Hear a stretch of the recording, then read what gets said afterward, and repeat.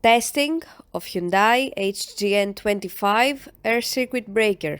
The basic settings will be set by the customer. For testing, we add a 220 volt AC power supply.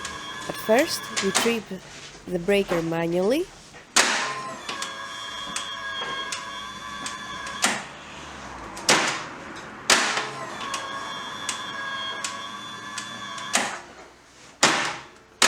Then we trip the breaker with the help of the UVT.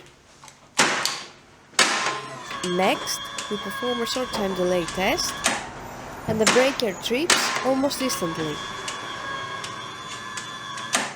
We perform a long time delay test.